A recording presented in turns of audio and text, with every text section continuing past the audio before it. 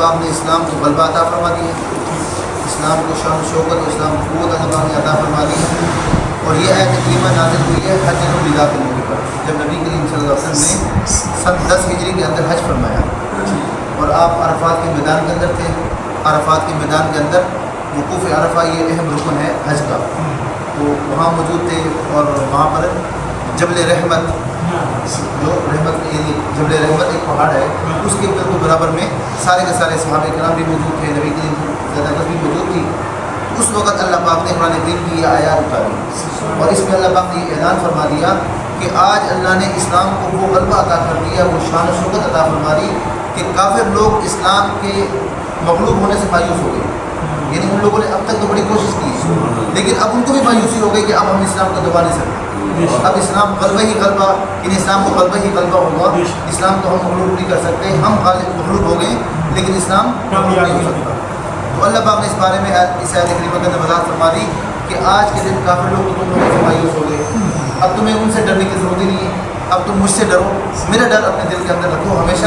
اور جب کبھی بھی تم مجھے اپنے ساتھ رکھو گے تو انشاءاللہ تمہیں کوئی مغلوب نہیں کر سکتا بلکہ غالب ہی رہو گے۔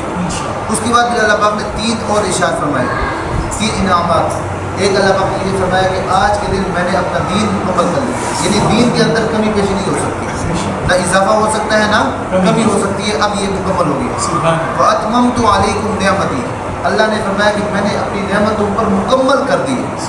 یعنی وہ نعمت کیا ہے؟ وہ نعمت ہے اسلام کا غلبہ، کہ اللہ پاک نے اسلام کا غلبہ عطا کر دیا۔ اب کبھی یہ یعنی اگر مسلمان صحیح دین پر قائم رہے تو مغلوب نہیں ہو سکتے، اگر اپنے دین کو چھوڑیں گے تو پھر مغلوب ہو جائیں گے، جیسے آج کل کے حالات ہیں۔ اس کے بعد فرمایا وَرَضِيتُ لَكُمُ الْإِسْلَامَ دِينًا، اور میں نے تمہارے لیے بطور دین وہ اسلام کو منتخب کیا، یعنی اللہ نے فرمایا کہ اب یہ جو اسلام ہے یہ اسلام قیامت تک رہے گا، اب یہ دین ہمیشہ یہی رہے گا، جو بندہ کامیاب ہونا چاہے گا وہ اس کے دامن میں آئے، اسلام قبول کر لے تو پھر کامیاب ہے، ورنہ کسی اور مذہب پر عمل کرتے ہوئے کامیاب نہیں ہو سکتا۔ اس کے بعد دوسری بات جو اللہ پاک نے ذکر فرمائی وہ یہ کہ چونکہ پیچھے حلال اور حرام کا ذکر تھا تو اللہ نے فرمایا کہ جو چیزیں حرام ہیں ان کو چھوڑ دو، لیکن اگر کوئی مجبوری کی حالت ہے، ایسی حالت ہے کہ انسان کی جان پر پڑ گئی ہے، تو اس صورت کے اندر اللہ نے فرمایا کہ بقدر ضرورت تم حرام چیز کو استعمال کر سکتے ہو، صرف جان بچانے کے لیے، مزے لینے کے لیے نہیں، صرف گوشت خوری کے لیے نہیں، بلکہ صرف جان بچانے کے لیے، اس کا ذکر اللہ نے فرمایا۔ اس کے بعد پھر اللہ پاک نے شکار کے بارے میں ذکر فرمایا کہ شکار کے اندر 2 چیزیں اللہ پاک نے ذکر فرمائی ہیں۔ شکار 2 طریقے سے کیا جا سکتا ہے، ایک تو یہ کہ شکاری کتے پالے جاتے ہیں، کتے کے ذریعے شکار کرتے ہیں، اور دوسرا باز، یہ ایک جانور ہے اس کو بھی پالا جاتا ہے، اس کو